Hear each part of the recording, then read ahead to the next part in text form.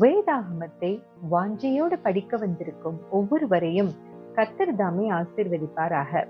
யாத்ராகமம் 34வது அதிகாரத்தில் வசனம் 1 முதல் 9 வரை ஆண்டவர் மோசேயிடம், முந்தின கற்பலகைகளுக்கு ஒத்த 2 கற்பலகைகளை இழைத்துக்கொள், நீ உடைத்து போட்ட முந்தின பலகைகளில் இருந்த வார்த்தைகளை அவைகளில் எழுதுவேன், விடியற் காலத்தில் மலை மீது ஏறி வா, மற்றொருவனும் அங்கே வரக்கூடாது என்று கூறினார்.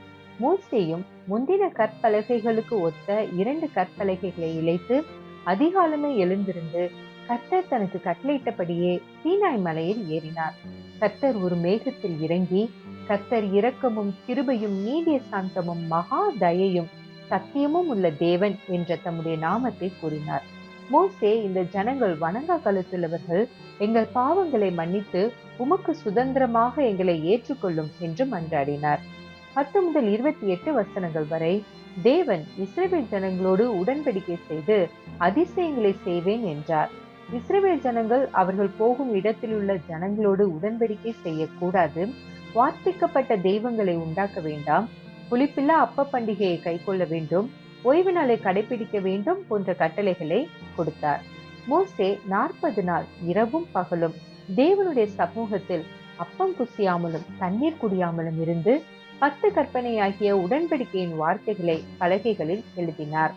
29 முதல் 35 வசனங்களில் மோசே சாட்சி பலகைகள் 2ஐயும் கையில் எடுத்துக்கொண்டு சீனாய் மலையிலிருந்து இறங்கின போது தேவனோடு அவர் பேசினதால் தம் முகம் பிரகாசித்திருப்பதை அவர் அறியாதிருந்தார். இஸ்ரவேல் ஜனங்கள் மோசேயின் முகம் பிரகாசித்திருப்பதை கண்டு அவர் சமூகத்தில் சேர பயந்தார்கள். மோசே அவர்களோடு பேசி முடியும் அளவும் தன் முகத்தின் மேல் முக்காடு போட்டு கர்த்தர் தன்னோடே பேசினவைகளை எல்லாம் அவர்களுக்கு கற்பித்தார். இந்த அதிகாரத்தில் அருமையான 3 பாடங்கள் படிக்கின்றோம். முதலாவதாக, மோசே எகிப்தின் ஞானத்தில் பார்வோனின் அரண்மனையில் வளர்ந்தவர். தலைவனுக்குரிய தகுதிகள் பல்வேறு அவருக்கு இருந்தாலும் தேவன் தன்னோடு வர வேண்டும் என்பதும் அவருடைய சமூகம் தமக்கு முன் செல்ல வேண்டும் என்பதுவே அவருடைய வேண்டுதலாய் இருந்தது. தேவன் அவர்களோடு செல்வேன் என்று வாக்கு கொடுத்ததும் மோசேக்கு தம்முடைய பணியில் வெற்றி கிடைத்ததாக அவர் தைரியம் அடைந்தார்.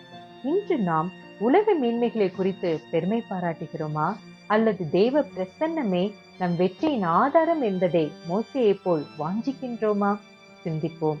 இரண்டாவதாக, தேவன் இஸ்ரவேல் ஜனங்களோட உடன்படிக்கை செய்யும் போது பல கட்டளைகள் கொடுக்கிறார். அதில் முக்கியமானதும் அடிக்கடி வலியுறுத்துவதும் அந்நிய ஜனங்களோடு உடன்படிக்கை செய்ய வேண்டாம் என்பதே. ஆம், கல்வி, வேலை, திருமணம் போன்ற ஒவ்வொரு முக்கிய காரியங்களிலும் சத்தியம் அறியாதவர்களோடு உடன்படிக்கை செய்யாமல் இருப்பது அவசியமாகும். மூன்றாவதாக, மோசே தேவனோடு உறவாடின போது அவருடைய முகம் பிரகாசித்தது.